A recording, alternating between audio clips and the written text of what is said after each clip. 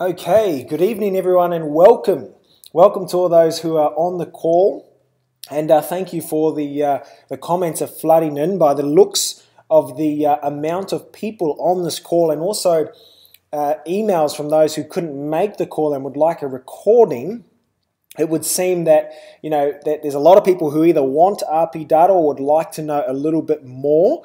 And tonight, my goal is to have as many questions answered as possible for those that are actually questions that have been sent in before the webinar, and also answer any questions on this call as well. So it's a great evening to have a webinar first of all, and it's a great topic to be having a webinar on, as Peter has clearly outlined for me in his comment sitting in front of me. So it's exciting to share something that I'm passionate about, because this is a program that I use daily.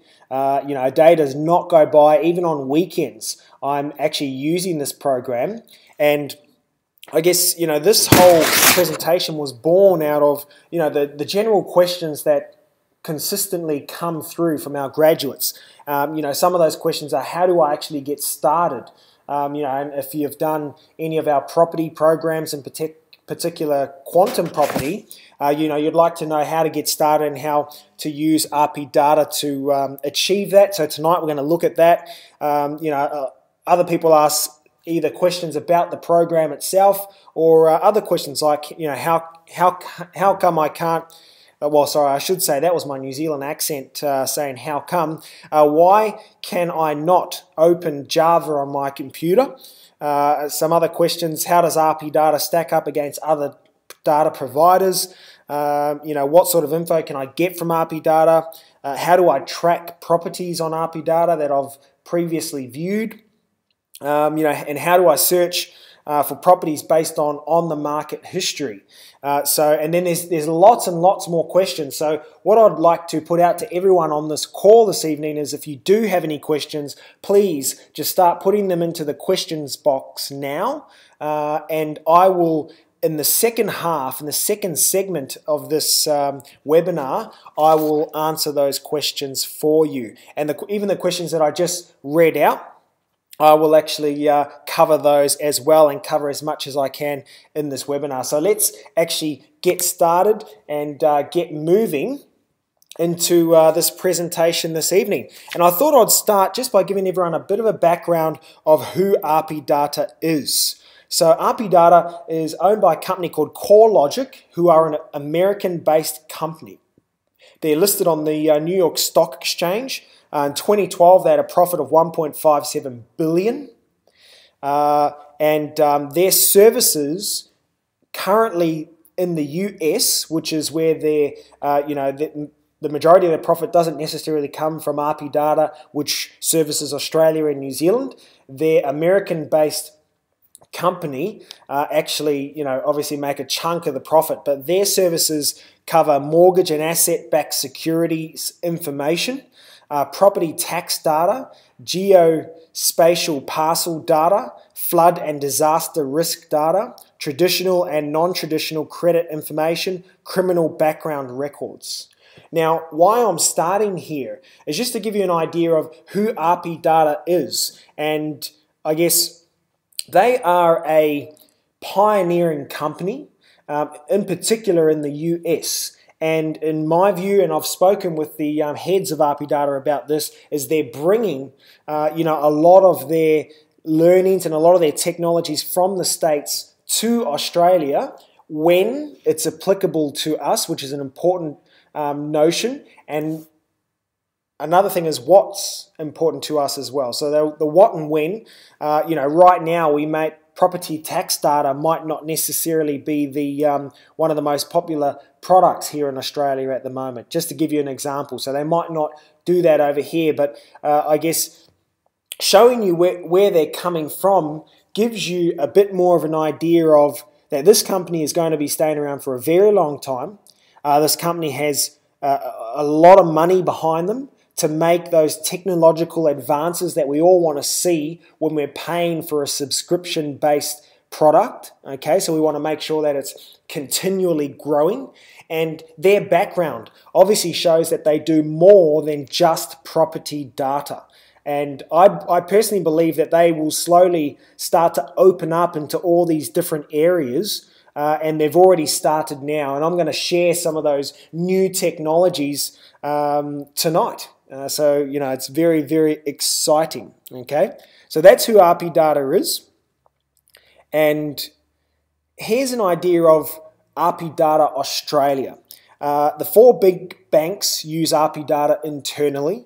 CBA with integrated iPhone app. So that iPhone app, which is the CommBank Guide, I think it's called, it's a free application, and basically it lets you, jump onto your iPhone and do a little search around, and you can actually face your camera at a specific property, and it'll give you the basic information and basic data for that property. And that's actually, obviously everyone thinks it's from CBA, but it's actually RP Data in the background, and CBA have basically put their facade on it. So that kind of tells you a little bit about the trust CBA have with RP Data.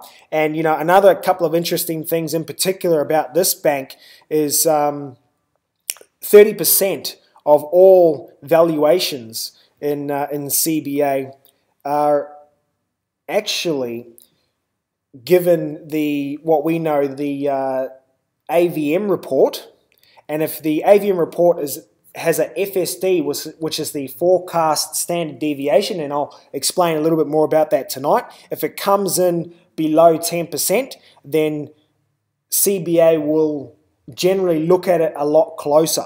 Now, this is information that I've got from RP Data, that 30% of their valuations are actually approved based on the AVM report. Okay, so there's a lot of power coming out of there, and CBA actually use 2 companies called Valex and VMS, and RP Data also own them. So what are Valex and VMS?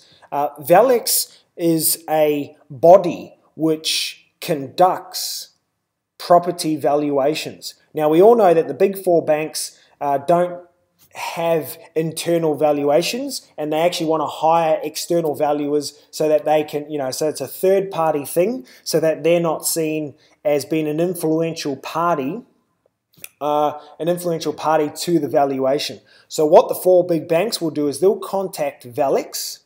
Valex have the list of registered panel valuers. So these days, when a bank tells you that they don't have registered panel valuers, sometimes you can actually believe them, because now that they've got companies like Valex and VMS, they're actually palming the entire valuation process off to another company so that they're not seen liable when the valuation comes back. And, we all know that to be a better system, because in some ways it's a lot more fair, for that end purchaser or for the seller, depending on which way you're going. Now, you can imagine if the 4 big banks are using these companies, Valex and VMS, and they hire Valex, Valex then finds a valuer in that area. The valuer completes the report, sends it to Valex, and then Valex will send it to the bank. Now, do you think that collection of data that Valex and VMS are actually receiving and recording is valuable data? Absolutely. And one of the new technologies which RP Data have come out with now is actually going to show how that data is being used and how you can make the most of it today as well. So that's another very, very strong point with regards to RP Data. And the other thing that they do is they sweep government data once each month. So, a lot of people say, oh, they're 3 months behind in data, so on and so on and so on. Now, a property could have sold last week, but the question is, have the titles changed hands? Okay, I'll repeat that question. Has the title changed hands? Because they get their information predominantly from government data, and they pay a lot of money. Believe me, they pay a lot of money to sweep government data once each month. And it's only as updated as the government data is updated. So there's a bit of information. A lot of people always ask, oh, well, property sold a month ago, but, it's not on RP data yet. And, RP data will generally do things two ways. Number one, they'll sweep the government data, which is a lot easier. Or number two, they'll actually have their external, their researchers actually calling the real estate agents or checking real estate listings to find these sale prices. So those are the two, figures that they run off, but generally they are up to date. This company is also committed to updating their technologies and systems constantly as well. Now, comparing RP data to other data providers in Australia, RP Data have come out boldly and confidently and said that they have 30% more data available to them and provided on the RP Data system than all other competitors here in Australia. And I definitely believe it. I use a lot of their information for different things, and I think after tonight, you guys will have the opportunity to see some of the amazing things that they're doing, and also see how you can use the current RP Data program as it is right now, because there's a lot of amazing stuff that's on there at the moment. Like as far as updating systems, they've got a new map system coming out, and a totally new, I guess, integration system on how you look at these properties.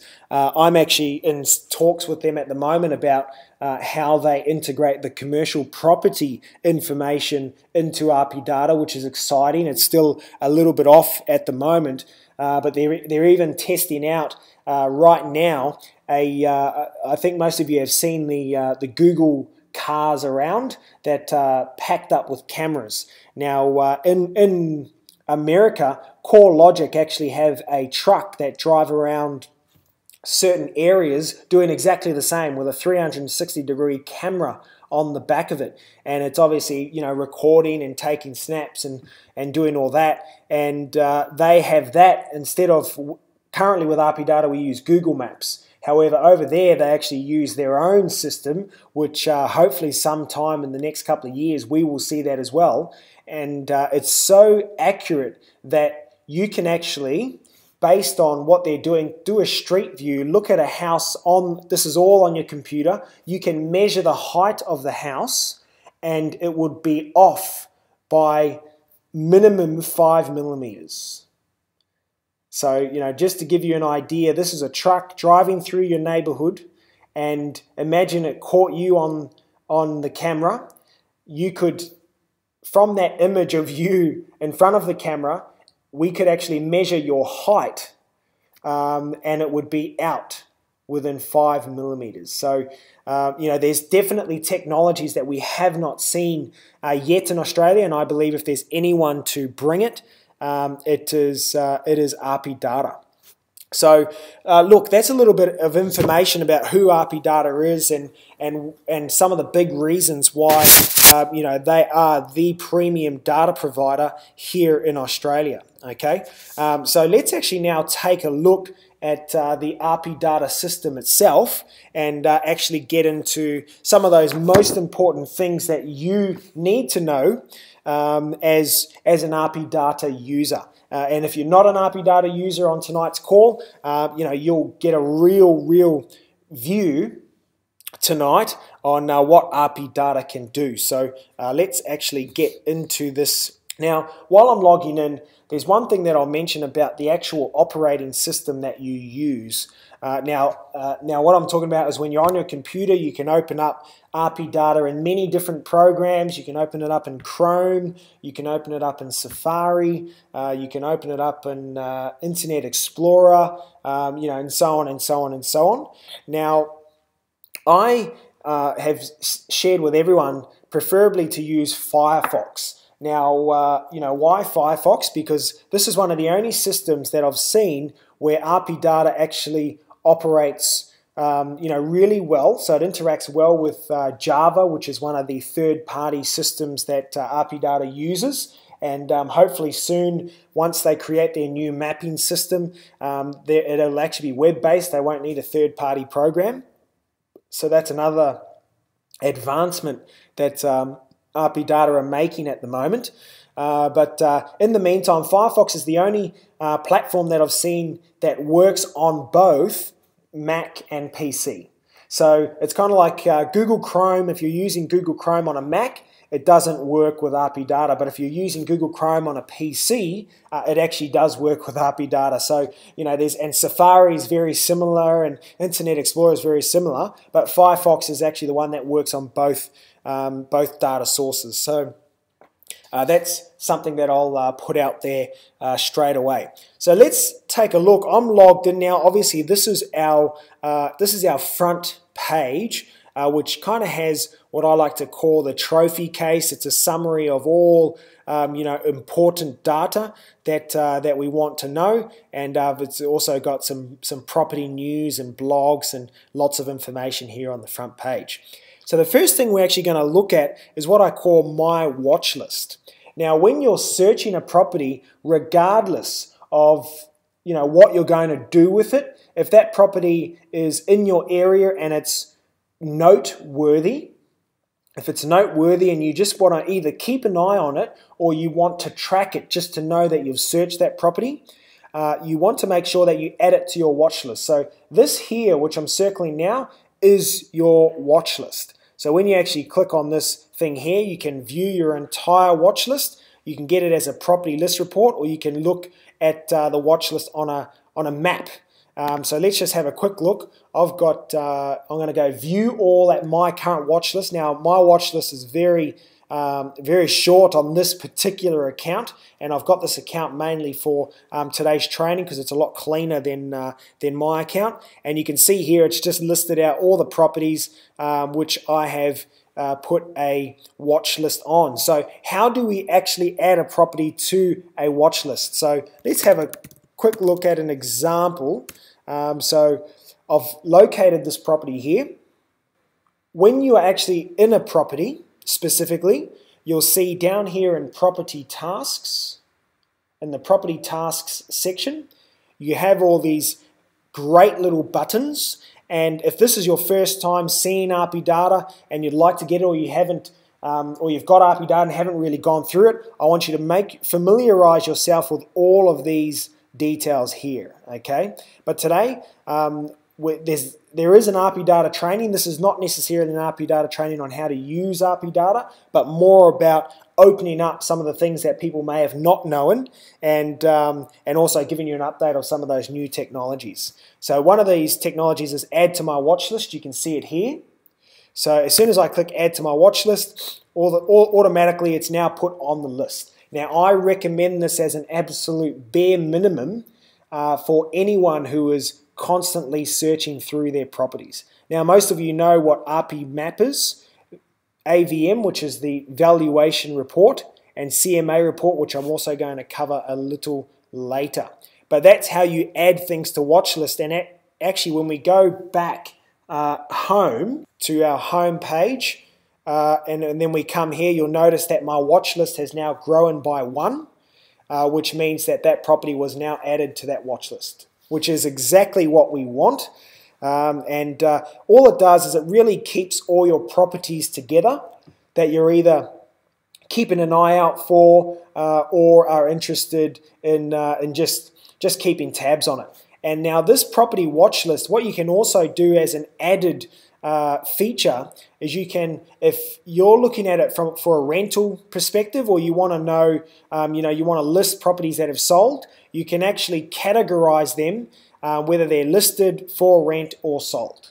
Okay, another really cool feature that if you haven't known that and you're not using it, I recommend that you begin using that report. That function, which is the My Watch List function. Okay, so that's the first thing that I wanted to cover, is that tracking ability, which I think is an important thing, especially as you go through. I've literally gone through hundreds, probably close to thousands of properties, and I haven't tracked it. And I've actually found myself down the track actually re-looking at the exact same properties. And now that I've got this watch list, I can actually track and start to filter through all those different properties that I've done either reports on or I'm just looking at.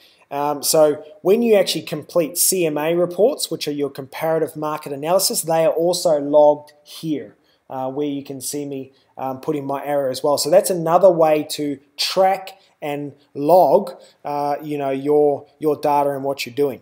So this question about getting started is I'm going to move on to basically how to use RP data to find listings based on the actual listing date, which I know a lot of people want to know. Now there's a lot of different ways you can do this, but I'm going to share with you the most simple, and it's this report down here, the on the market report. When I click on the market report, now let's just say that I wanted to do an on the market report on you could do it based on an address, or I prefer to actually do it based on a suburb. So let's just use Varsity Lakes, Queensland as an example. I'll press enter here, and there are currently in Varsity Lakes 209 properties currently on the market. Okay, 209 in Varsity Lakes. Now there's a couple of things that you have to make sure that you do in order to have the correct filtered data. The first thing we want to do is make sure that the listing date, it will automatically give you the listing date of the most recent months. So we want to basically change those dates, and we could go back as far as when, in this case, we can go all the way back to 1960, but let's be a bit more realistic, and let's just say that we wanted to go back to 2009 and make sure any properties that had a listing date between there and actually it didn't change for me, sorry. I'll just change this here. Let's just say 2009. Let's choose a date. Okay, here we go. So you'll notice 1st of May 2009 through to the 31st of July 2014. Okay, so that's what it's going to search for. We then click on refine. Okay, so we've actually got a few more than the 209. There's actually another 20. Now look at that change. Isn't that interesting? And then what we want to do from here is actually come over to sort by. Click on sort by. Now you can search by lots of different things. You can obviously search by land use, by category, by zoning, by amount of bedrooms, by the land size, by the agency. But the most common question people provide me is how do I do it by the listed date? So we want to find out what properties have been on the market for the longest period. Okay. So what we want to do is we actually don't want to choose listed date. We do want to choose first listed date. Now the difference between the two is very simple. First listed date is when it first came on to the market and RP data saw that and collected that information. Whereas the listed date can actually change dependent upon a few different factors. Number one, if it changes agency, and let's just say it's been on the market for the last 4 years with one agent, and if it changed to a new agency, the listed date will actually change. Or if it changed into a new, from an auction to something else, then it would also change as well. So we want to actually click on first listed date, and you'll notice that it has, it has now done all that it needs to do, and it'll always go from the most recent transaction. Okay, so it's the 29th of July is the first listed date of this property, and you can see it has a listed date of the 30th of July. So this is very recent. Now we want the longest serving ones. So what we'll actually do is we will click up here. I trust everyone can see this, which is last. We'll click on last, and it will actually take us all the way through to the last page. And then we now start to see here, this has been on the market since the 5th of December 2012. But can everyone see here, it has a listed date of the 26th of March 2014, which means that, you know, people are trying to reinvigorate the ad, or there might be a new agency that has it, I don't know. But down the bottom here is where we should see the latest one, and I actually know this property, but there you go, 27th of February 2009. This property has been on the market since, and see there again, that listed date is the 18th of July 2014. So you want to go on the first listed date, okay? So that is actually how you find properties within your area, within a suburb, that have been on the market for the longest period of time, okay? Now, everyone, this recording is recorded, and I'm going to constantly be moving through this this presentation. I can see a lot of questions coming through, but I'm going to move through them, and I'm going to answer the questions toward the end. So, you know, if you do need to re-watch how I did that, we can obviously get you that recording. Now, obviously, I did this based on a suburb, okay? I did this based on a suburb. Now, what I want to actually share with you is something called territories, or saved territories. Now, let's just go back to the start so I can take everyone through that journey. Now, saved territories can be, you know, based on an area. It can be based on a lot of, you know, different things. But the intention of saved territories, or what actually it's called territory builder, is that you have a focused area that you're working for. Now, we know the importance of focus, especially in property investing, and the better that you know an area, the more of an expert you will be, and you know, you can make obviously decisions quickly and decisively based on the information that you have about your area. So, as an example, I'll use this Varsity Lakes again as an example. And I'll put that into the search bar from the front page. Okay, so I just put you can put a suburb, or you can put an address. Okay, it doesn't matter either way. However, if we come down here, you will notice that there's this thing down here called saved territories. It's actually a little hard to spot at first glance. And I've just noticed that the screen's catching up, so I'll do it here. Can everyone see down here, saved territories? And when you actually click on there, and you can see here, I've got 3 saved territories, you know, and you can only have 5 at a time, okay? But let's just click on new territory, because we want to create a new territory. So I click on new territory. This is a specific area. Now, Varsity Lakes has 6,675 properties in it.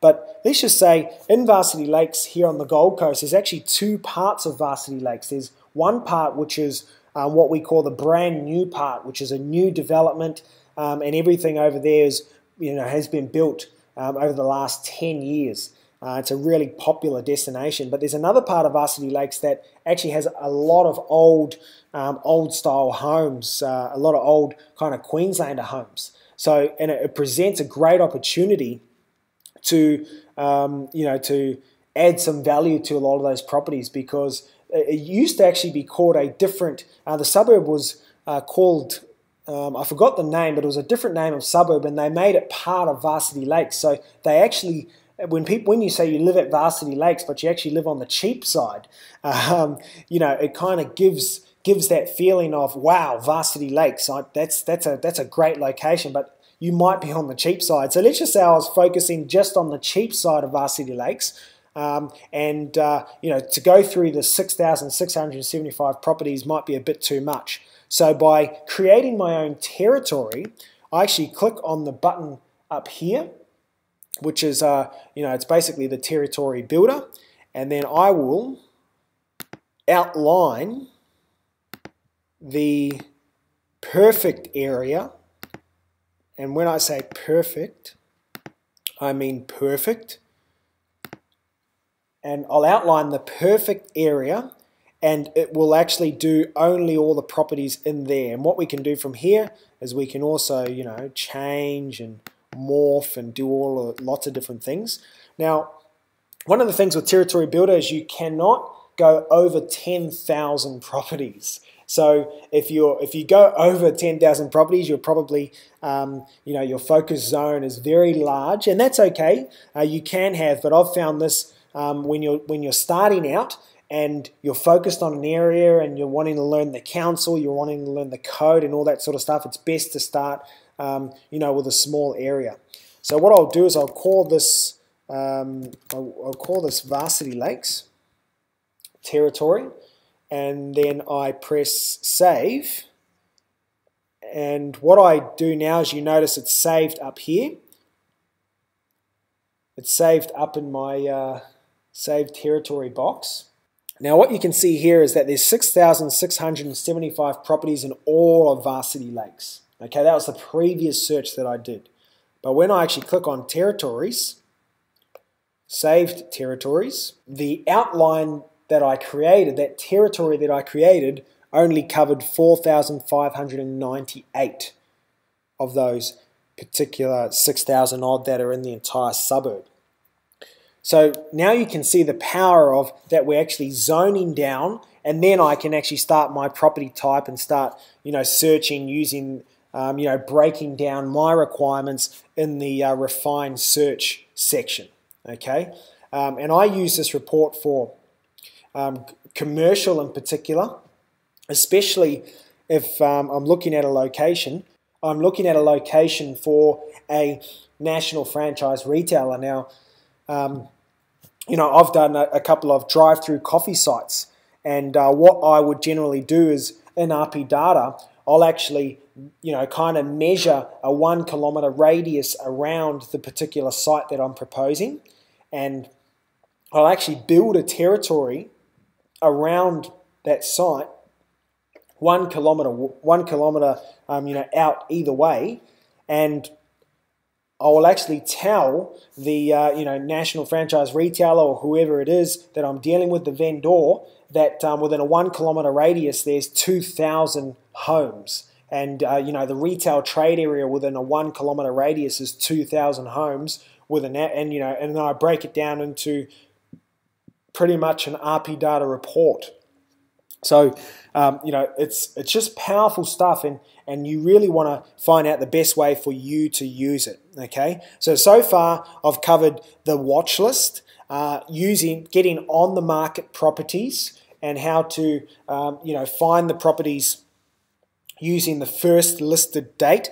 I just covered the territory builder, and now we're going to go back to the home page, and we're going to look at the CMA report. Now, the reason I want to revisit the CMA report is I want to express that it's even better now, and like I said, they're constantly upgrading their system, and the CMA report actually has given, I guess, it's given real estate agents a bit more power to influence how the report actually comes out and looks. However, for you as an investor, I think it's definitely something that you need to consider and look at and learn, because the information is truly powerful. So let's have a look at that address again.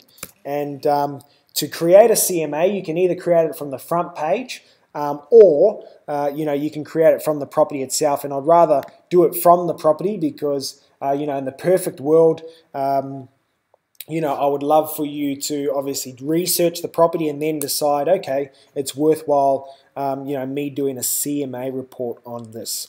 So a CMA report, you'll also notice an interesting thing which has only come in probably 3-4 months ago, is the rental CMA report, which actually does a comparative market analysis of all the rentals around a property, which is such a huge add in value, to investors, to real estate agents, to whoever's using RP data. So I'm going to show you a little bit about that now. So if we actually look at the CMA report, so we click on CMA report, and I will walk you through the CMA report, because if there's anything that you want to extract from RP data that has enough information for you to take to a dream team meeting, to take to an investment meeting with your advisor, whether you're meeting with Roy, or whether you want to share something on a mentoring call. This is the bare minimum report you should have, carrying around with you. And I've actually got this on my iPad. So RP Data do have an iPhone and iPad app. Okay, so you have the opportunity to do these. And if I have time, we might actually check out that iPad app potentially. So the most important parts of the CMA is actually looking at sold properties versus on the market properties versus market comparison and rentals. Now I'm going to go through this fairly quickly because we don't want to get stuck on any key things, but the principle is here with the CMA is to choose properties that are comparable to the property that you're completing the CMA on. So this is a 3-bedroom, 2-bathroom, 2 garage and 403 square meters. So this one here is a 3-bedroom, 2-bathroom, 1 garage, 332, but I notice it looks like it's a duplex, so probably not comparable. This one here has a much bigger block of land, but it probably is comparable. And you notice RP Data have automatically selected the properties that the system decides is comparable. So it's compared these two properties, which is probably spot on, 322, 400 square meters, okay? So we'll leave the system to what it's doing. You'll notice here, if we look right here, that a lot of these are actually in purple. What that means is that it was a recent transaction or it's a current transaction still in progress.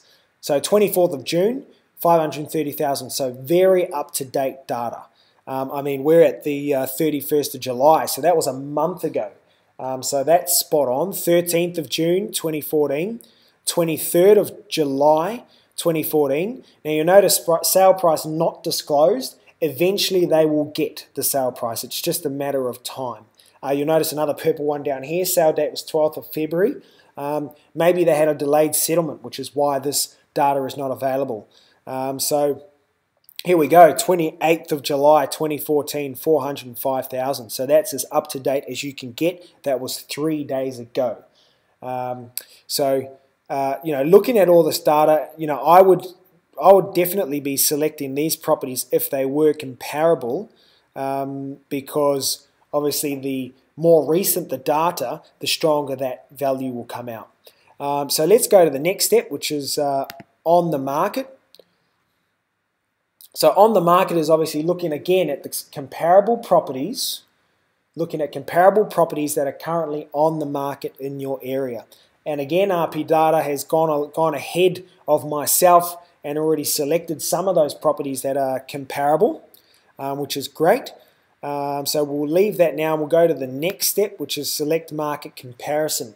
Now, market comparison is something that maybe confuses people a little bit, but RP Data are really starting to get into these, as part of their data, they're doing more than just numbers. They're actually opening up into trends and looking at, like this one here.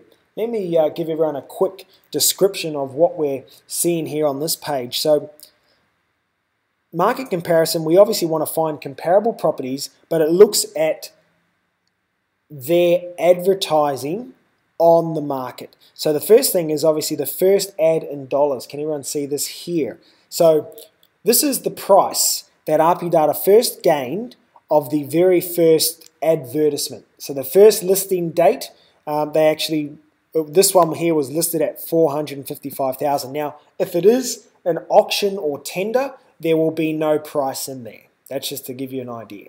But this is first ad was 455.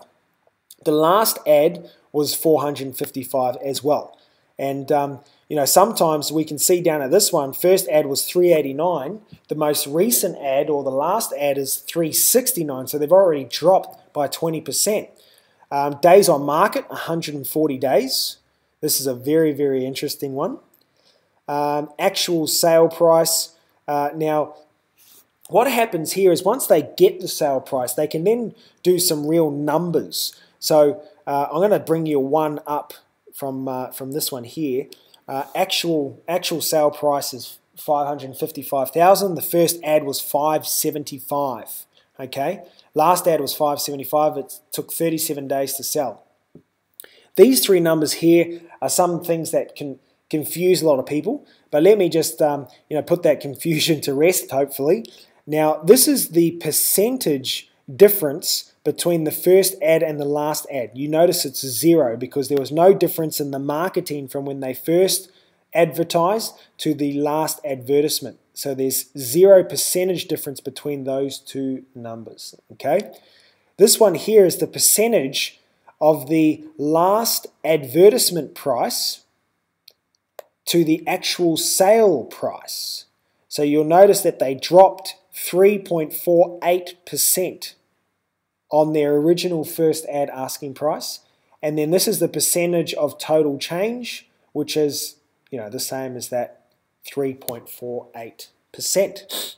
So what all this means is that the data is going to be a lot more focused when it gives you a number and spits out a report. Okay, so you can obviously learn more and more details on their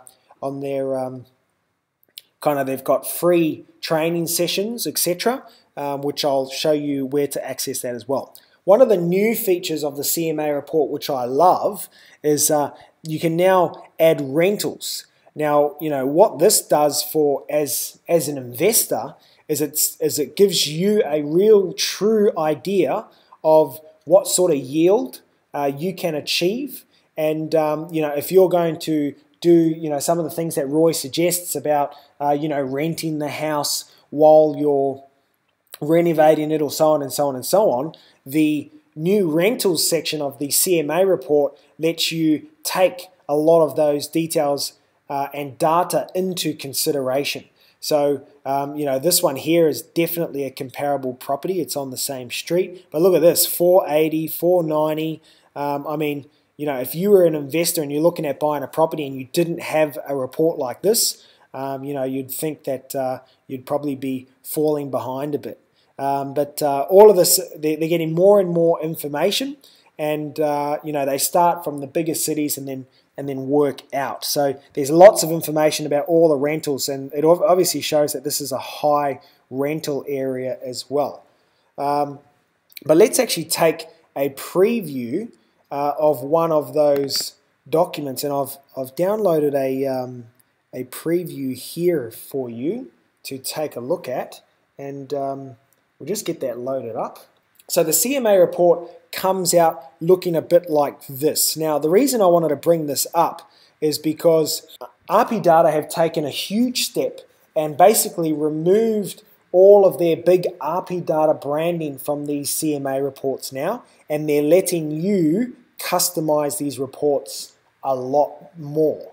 Okay, so if you are, I guess, a real estate agent, obviously that's helpful, but I think for those on this call, even as investors, it's such a big thing that you can create these reports. I mean, one of these reports has a value, I think, of $39. So if you produced a report like this and you customized it in the way that you want to, it basically gives you a bit more power, and it also lifts you up to be seen as an investor, a real investor, and also an expert in your field. So this is the front page. Obviously, it's just a picture with the property down the bottom. The old front page used to have the RP Data and all that sort of stuff, but now it's changed. You can put your own business logo up here now, as we can see here. You can put in all your own details around this section. You can put a little bit about me, and you can put my recent successes. So if you were looking at flipping properties and you wanted to share with someone that I'm a serious person, imagine putting your most recent 4 properties or 3 properties right there to show my recent success. Bam, bam, bam. Okay, very, very cool. And then the next page looks at the property that's currently in question that the CMA is actually talking about.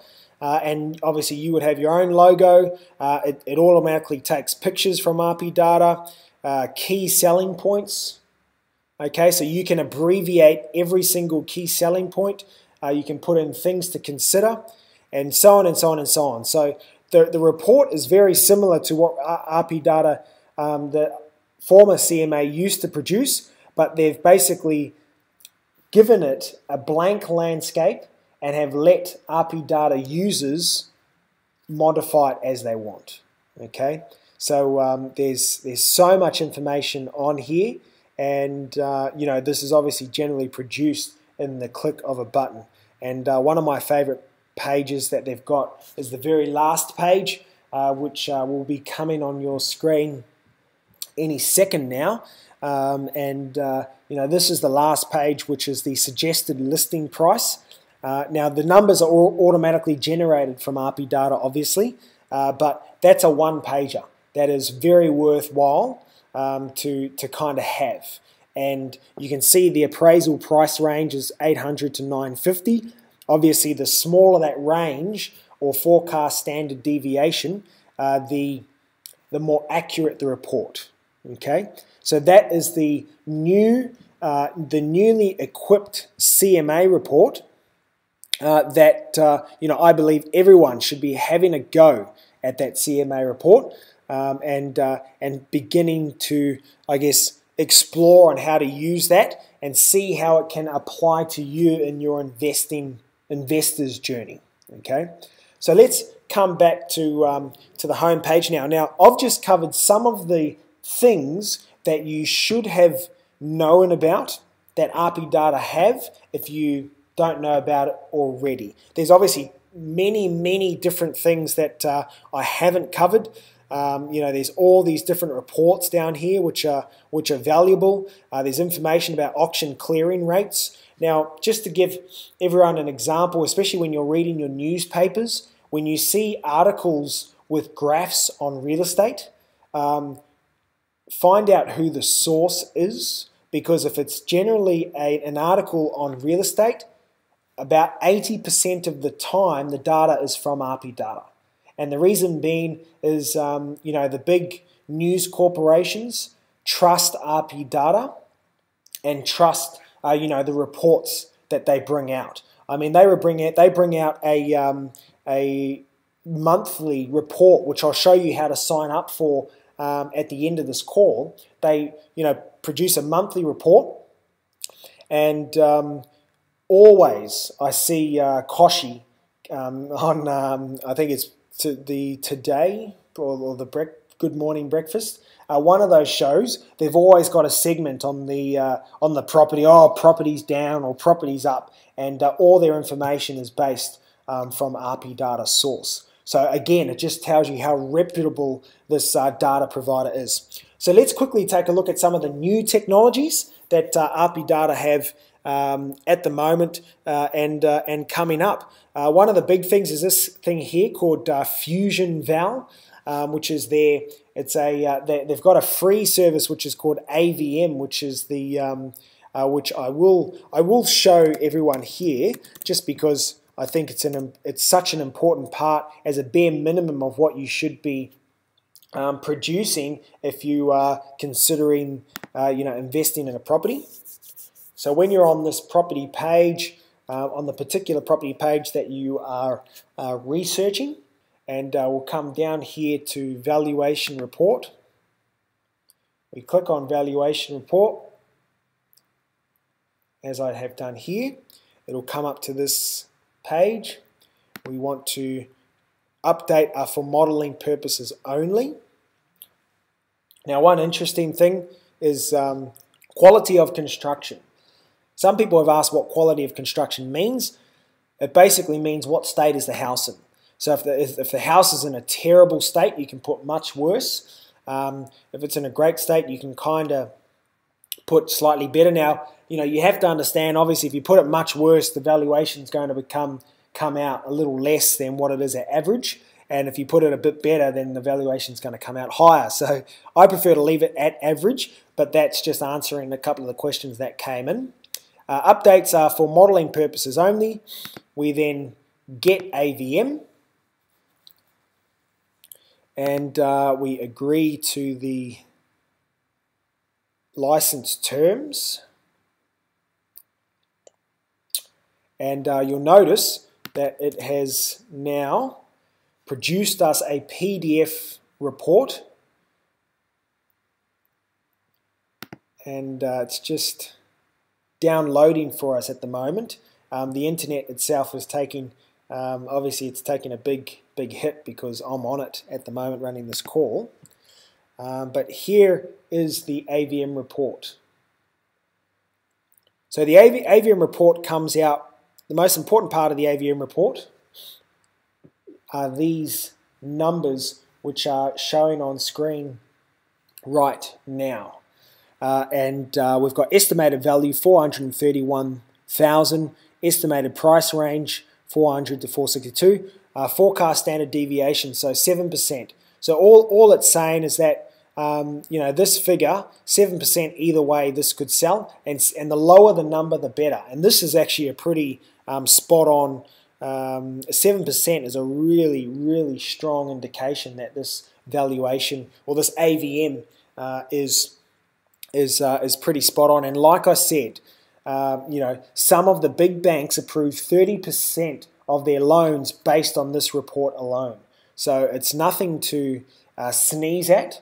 But what I was basically saying, that's the AVM report, is that RP Data have now created this what called Fusion Val, which is actually them and taking into account that their relationship with ValX and VMS is a powerful one, and they've actually jumped on board with Rismark International. Now, Rismark International are a real estate kind of fund manager worldwide, and they've got and a lot of the things in the newspaper as well. Those graphs for property and graphs for investors generally come from Rismark because they do a lot of information. Now, RP Data has joined forces with them, and basically they are producing valuation reports for $24.95. For $25, you can get a what they call a Fusion Val, which essentially is similar to the AVM,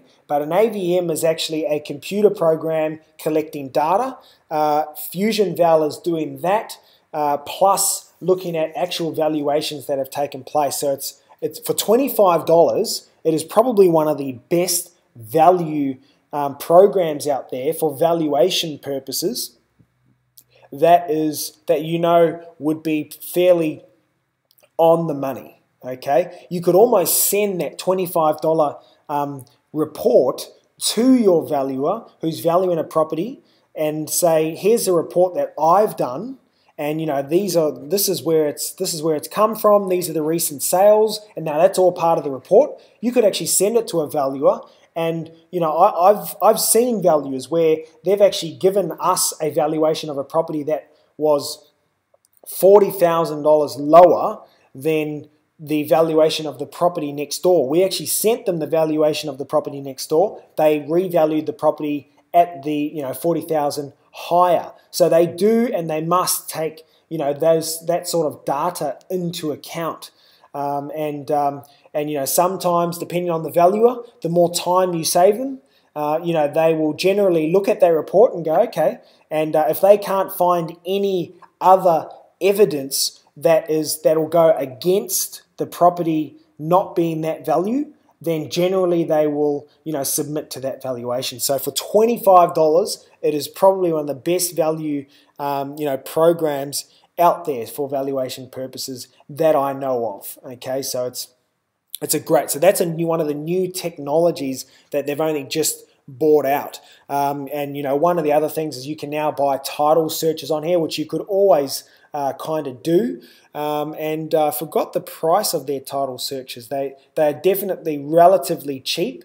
This is where you start to see, if you remember from those first couple of slides, the services that they did over in the United States, which I'll bring up now. Mortgage and asset-backed securities information, property tax data, flood and disaster, so on, and criminal background checks. So this is, and now we're starting to slowly see more and more of that stuff coming into RP data. So you can get title searches on here, and it's definitely cheaper than your solicitor, I can tell you now. There's Fusion Val, and one of the other interesting things, and I thought I'd share this, we're exploring whether this would be valuable for our clients, and this might whet the appetite of some people, and we're really wanting to get a gauge of interest. But RP Data have created a new developers toolkit, and it's open for developers. And what it looks like, I'll just check. Okay, they're not publicly advertising this at this point, and obviously our clients, we feel, are investors and developers, and we want to give you guys as much value and information as possible. So this developers toolkit actually, I guess, takes the data to a whole nother level, and it actually tracks the performance and also trends with a particular housing market in a particular area. So I mean, a couple of trends might be that first home buyers will generally kind of get the value of a property that they're looking to buy based on existing properties around that area that are currently for sale, which is how most of us value property when they see it. They also can take into account that people who are selling their current home, their existing principal place of residence, they need to maximize their equity before committing to a new house or buying a block of land. This report takes into account retirees, because they'll need to know how long it might take to sell their existing principal place of residence. They need to know its potential value before entering into a contract, and then to start living in a retirement village. So this report basically takes into account these things which you would almost think are impossible to track. But ultimately, what they've been able to do is take into account the data itself and take into account different trends, and produce a report that basically highlights different development opportunities that exist within an area. So they've basically, at the end of the day, they've done all the research to locate greenfield development sites for you. Okay, now let me give you an example of what a report looks like. So here's a report. So there's lots and lots that go into these reports being created, and I don't have enough time right now. But these are all the areas that this report has highlighted as greenfield, what we call corridor sites. It's got their council, and these are all the areas that you should be looking at if you're into developing property. They've done all the research for you. So we've got, so this is obviously Queensland. It goes through everything. You've got New South Wales. Okay. So if you live in Penrith, for example, and you're looking at that development game, these are the postcodes that you want to be looking at. And in particular in the postcodes, these are the exact suburbs. Okay. So, some of you, who thinks that's cool? Okay, so they've done these, and then accompanied with these, with this Excel sheet are actual reports. Now, the reports look something like this. So this is, like I said, a greenfield corridor. So this is a corridor where you want to start looking at, greenfield sites, and this report, they've done all the information for me. So this is the Whittlesea report. Now, let's have a look at this report and some of the key information that it actually looks at. So if we come down here, you'll notice all the suburbs that are around here and that are involved in this report. The established market snapshot. Now, more and more people will start noticing these snapshots coming up in their newspaper. And that's because the newspapers are actually taking RP data reports and just putting them in their newspaper, which RP data love because it increases their their awareness in the marketplace. Settled sales history. Established houses versus land. So land is everything in the brown. So you can see here in this suburb, everyone was going nuts in 2009 buying land, and now it's a bit lower. So it'll be interesting to see how much of that land was actually developed. Median sale prices. We've got here the land median sale price on this particular report is $195,000, house $390,000. Now, all the entrepreneurial people will be straight away thinking, oh, so if I bought a house for $195,000 and I built it for $150,000, I could sell it for $390,000. Well, you're thinking along the right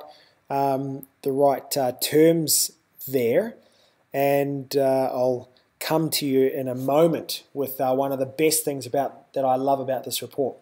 Another cool thing, house sales volumes and median land size. Now, you never receive a report, and you can't actually get it at this point from the current RP data where it outlays, can you see this here, the number of sales in comparison to the actual land size that's offered on the site. So look at this. We can start to see trends here. You can start to see how powerful information is. But for a matter of time, I'm going to come down to probably the most important part of this developer's tool. Let's just have a quick look. Have a look at this. So this is a sweet spot pricing guidance. So in this area, obviously this is focused for developers. They've actually done all of the homework and said that for you, if you were to if you wanted to make a 10% profit, your land sweet spot threshold is $180,000.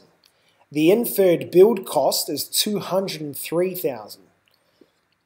So can we see on the left-hand side here? I might just zoom in for everyone at home that wants to check this out. There we go. So we've got house median sale price here on the left-hand side, $348,000.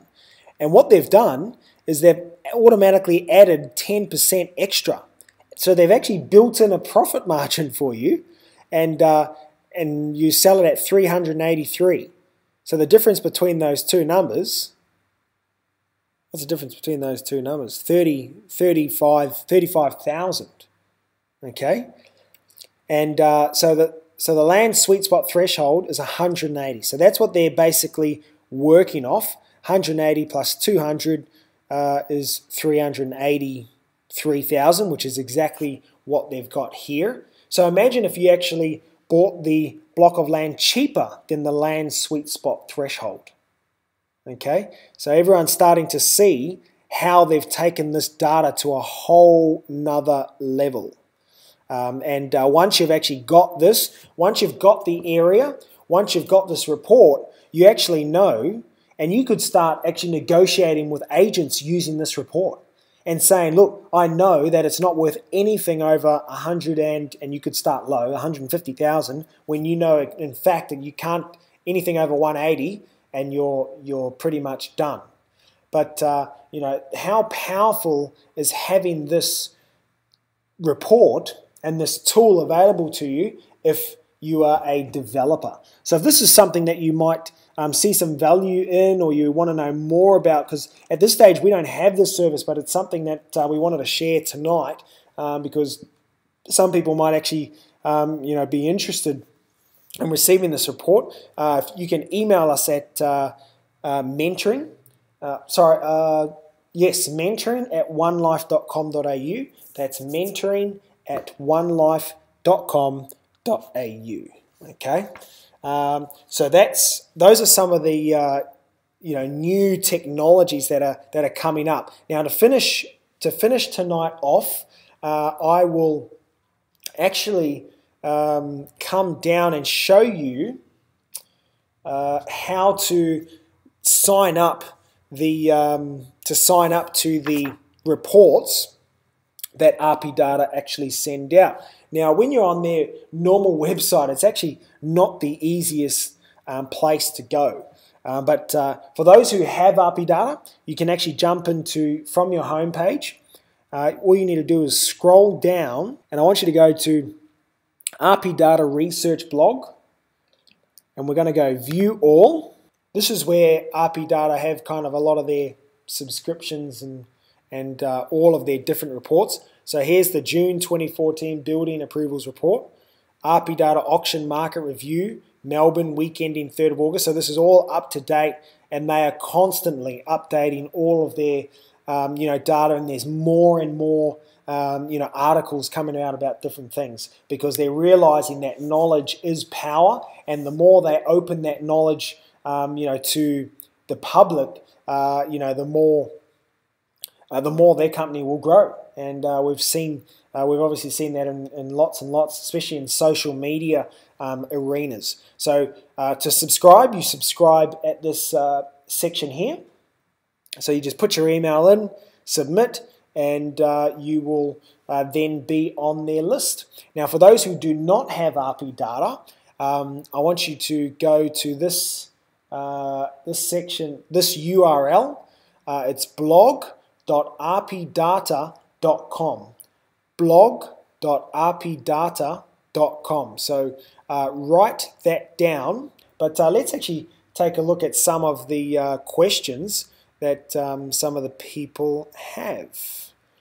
Okay, so thank you very much for all the questions that are coming in at the moment.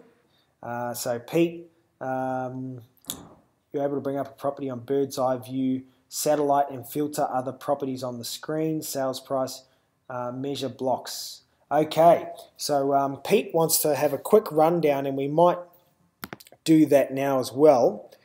So here's a property that I just had open. Okay, so here's a property. So this is answering Peter, and it's about RP Map. Now, what I need to show people is there are two different things that I use when it comes to the map system. So number one is Google Map, okay, which I open like so. Now, Google Map, you have to understand, is a lot quicker to use when you are looking at a property, over top. And now but the Google Map does not have the data that it doesn't have the sale price or any of those details, but it just lets you. Firstly, it lets you look around the area freely and so on, like I'm doing here. But it also lets you drop in the scout. Okay, so it's actually the Google Map that lets you drop the scout in to look at a property. Okay, it's not the RP Map. It is the Google Map. So that's the first map that I always look at, because it's a lot quicker, and you can see a lot. You can see a lot of things. But the most important map is actually the RP Map. Now, the RP Map is the actual RP Data map that runs off a third party called Java. And we can see this here. This is the mapping system that holds all the data, all the gold that we need. So in this property here, you'll notice it's starting to load up. And it does take a little while to load, which is why I don't use this if I'm doing anything real quick. So what I've got to do here is I'm going to zoom in on the property, because you notice that these are grayed out, Pete.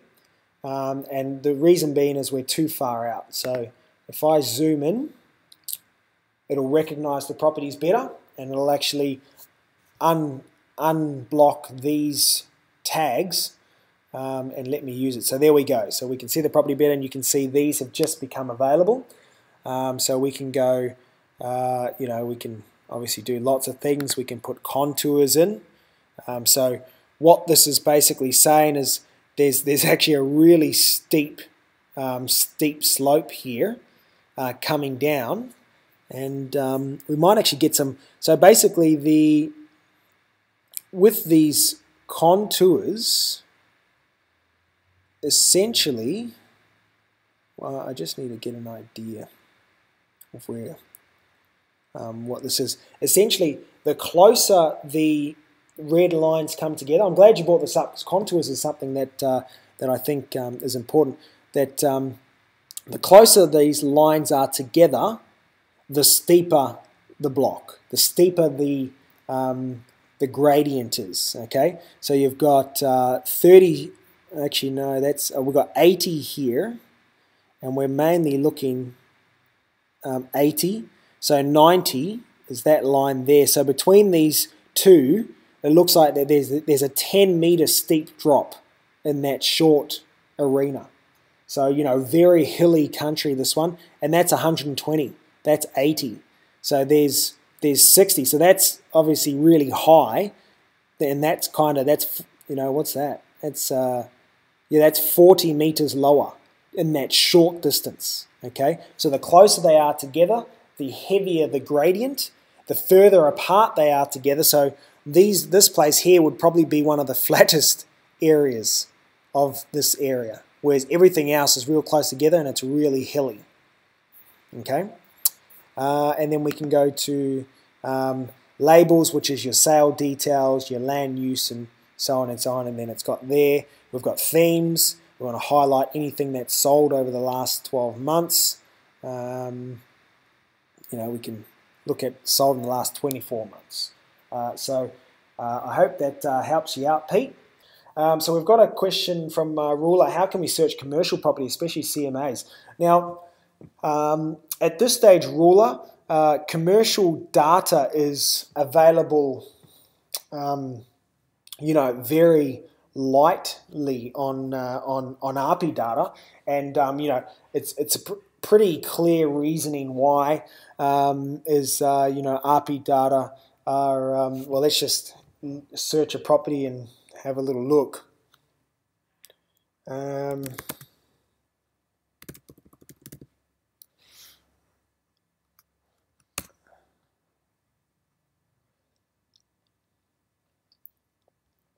So you can see here that some data is available for commercial property, but it's not as in depth as it goes to with residential, and you can understand why. RP data,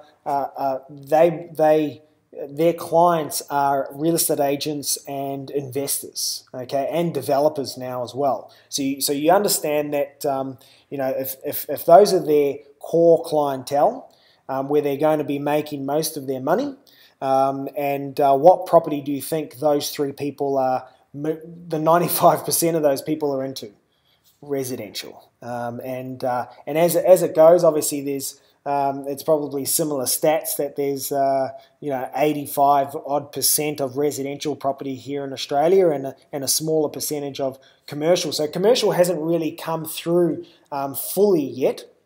However, I'm actually working closely with the guys on seeing how that works and how that plays out. And what you will see in the future is with RP data, you'll have a little section where you click a button called Cityscope, and it'll actually have a lot more information. So there is a program called Cityscope, which is for commercial at the moment, but we haven't offered that to clients because the pricing of it is just it's not right at the moment, but they will definitely get it right. But I can assure you that their number one priority is getting all the services possible for residential, and making residential work, because like we all know, 95% of the people are into that. People that use are into residential property. So there you go. I hope that that answers your questions. Look, I'd love it if anyone else could put any properties, any questions, sorry, on now, because I'd love to get these answered. I'll just check a couple of the other questions that I had. Some people shared about what info can I get from RP data. Well, if we look at the feasibility, the main numbers that we want that make up 85% of the feasibility is the purchase price, which obviously you can get an idea from RP data and on the RP map. The sale price, that's what you'll get from the RP map and looking at comparable sales in the area, and also the CMA report. The other one's the renovation cost and build cost. Now that's something you wouldn't necessarily find on RP data, but like I said, they've got that developers toolkit that's now come out, or the developers pack, which they are slowly getting those details in. So look, that looks like all of the questions about RP data, and I really appreciate everyone joining in for this exciting call. And look, knowledge is power, and this to me is the bare minimum of the best knowledge source that I've found at the moment. So I hope you all enjoy the rest of this week. And also the weekend coming, and we'll hopefully talk to you guys very, very soon. So God bless, and have a great week. Thank you very much.